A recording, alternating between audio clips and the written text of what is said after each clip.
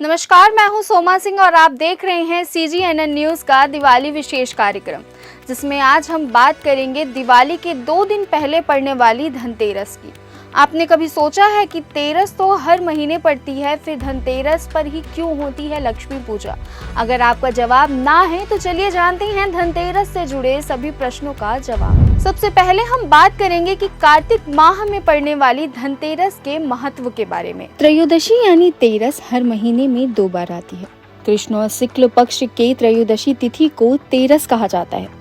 त्रयोदशी तिथि के स्वामी भगवान शिव हैं। हर महीने इस दिन प्रदोष व्रत किया जाता है, लेकिन कार्तिक माह के कृष्ण पक्ष की त्रयोदशी को मां लक्ष्मी की पूजा का विधान है। पौराणिक कथा के अनुसार एक बार भगवान विष्णु मृत्यु लोक अर्थात पृथ्वी की ओर आ रहे थे। तभी माता लक्ष्मी ने उनके साथ चलने का आग्रह किया। भगवान विष्णु ने कहा कि अगर आप मेरा कहना मानेंगी तो आप मेरे साथ चल सकती हैं। जिसके बाद माता लक्ष्मी विष्णु भगवान के साथ पृथ्वी लोक पर आ गईं।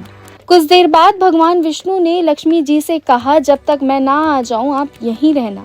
ऐसा कहने के बाद भगवान विष्णु दक्षिण दिशा की तरफ चले गए। माता लक्ष्मी के मन में जिज्ञासा हुई कि आखिर दक्षिण दिशा की तरफ ऐसा क्या है। लक्ष्मी जी से रहा नहीं गया और वह भगवान विष्णु के पीछे पीछे चल दी। आगे जाकर माता को सरसों के खेत दिखे, जहां उन्होंने सरसों के फूल से श्रृंगार किया और आगे जाकर गन्ने के खेत में गन्ना तोड़कर उसका रस पीने लगी।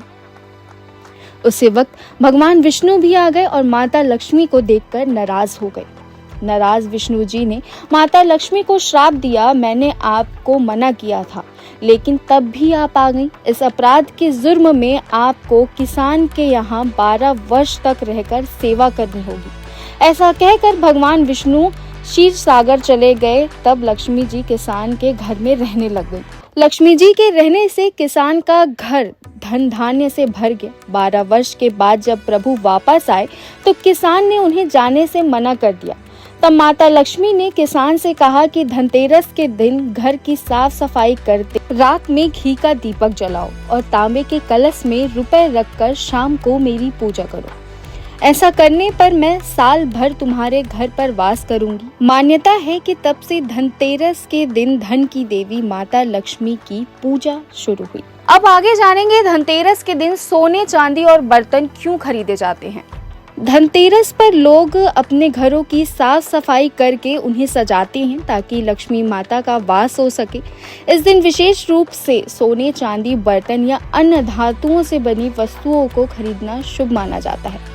मान्यता है धनतेरस सोना और चांदी खरीदने से लक्ष्मी जी का आशीर्वाद मिलता है। कहते हैं सोने में मां लक्ष्मी का वास होता है।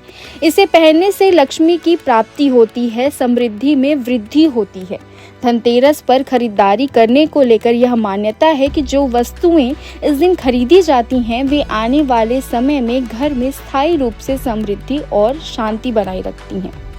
ये सब तो हो गई धनतेरस के महत्व और मान्यताओं से जुड़ी बातें। चलिए अब इस साल के धनतेरस के शुभ मुहूर्त के बारे में जानते हैं ताकि आप और हम सही समय पर पूजा अर्चना कर सके और मां लक्ष्मी की कृपा हम सब पर बनी रहे। धनतेरस का पर्व 29 अक्टूबर 2024 को मनाया जाएगा। पंचांग के अनुसार कार्तिक माह के शुक्ल पक्ष की त्रयोदशी तिथि की शुरुआत 29 अक्टूबर को सुबह 10:31 पर होगी। वहीं इसका समापन 30 अक्टूबर को दोपहर 1:15 पर होगा। सनातन धर्म में सूर्योदय से तिथि की गणना की जाती है। ऐसे में 29 अक्टूबर को धनतेरस मनाया जाएगा।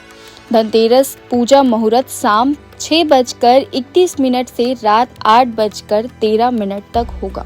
धनतेरस पर न केवल माता लक्ष्मी और धन के देवता कुबेर की पूजा होती है, बल्कि इस दिन धनवंतरी देव की भी पूजा की जाती है। शास्त्रों के अनुसार भगवान धनवंतरी देवताओं के वैद्य हैं। इस दिन भगवान धनवंतरी का जन्म हुआ था। इनकी भक्ति और पूजा से आरोग्य, सुख यानी स्वास्थ्य लाभ मिलता है। मान्यता है कि भगवान धनवंतरी विष्णु के अंशावतार हैं। संसार में चिकित्सा विज्ञान के विस्तार और प्रसार के लिए ही भगवान विष्णु ने धनवंतरी का अवतार लिया था।